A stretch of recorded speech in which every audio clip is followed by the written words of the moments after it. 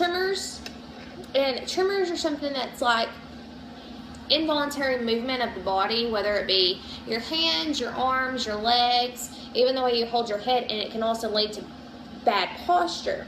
Somebody with Parkinson's could probably have a really hard time actually eating with a fork and a knife stationary because it has a lot of fine motor, and with the trimmers you would shake and it would be difficult. Not only could you actually spill the food, or a lot of people would become frustrated just trying to eat a meal, and the rocker knife cuts that out. Instead of actually having to use a utensil with the knife, I would have one, but with the knife, all a person with Parkinson's would need is to grab the knife, and like I said, it has a really good handle. It's really thick, it's really easy to use, and this actually also helps bear weight. It's my stepdad. Anyways, it also helps bear weight for somebody who has the trimmers and to keep their shakes at a minimum. And they would be able to do the same thing without having to stress on their body and actually complete the task at hand. So that's one thing. You could also use a rocker knife if you had arthritis. And arthritis is just inflammation of the joints. You can have arthritis in your hands, in your elbows, in your knees, in your feet. It happens more so when you get older with age, and also sometimes genetic. But again, just kind of like somebody with Parkinson's, somebody with arthritis would have a hard time grabbing a fork and a knife. Not necessarily hard at doing the task, but it's going to be hard on their joints. So this rocker knife, like I said, you wouldn't really even have to use tip grasp. All you would have to do is place it in your hand. This is how I would use it. Some people could actually use it and put it in between their fingers. And so the only motion that is even in the hand is the wrist. And so that would make it a lot easier to actually cut and eat the food for somebody who has arthritis.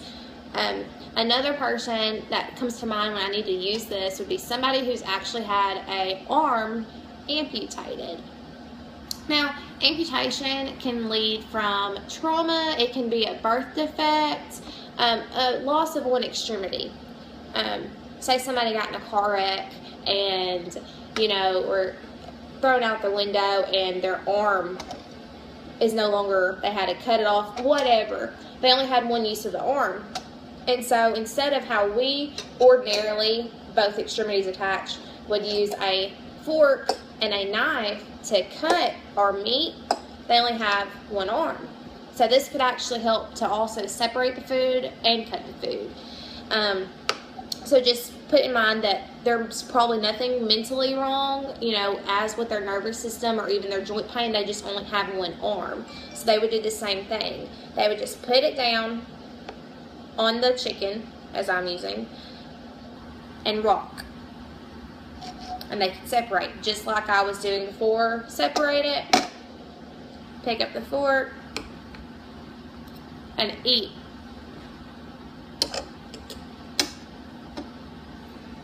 Now, it might take a little bit longer for somebody who actually needs to use the rocker knife to eat the meal, rather than somebody who doesn't and goes ahead and eats with a fork and a knife as whole.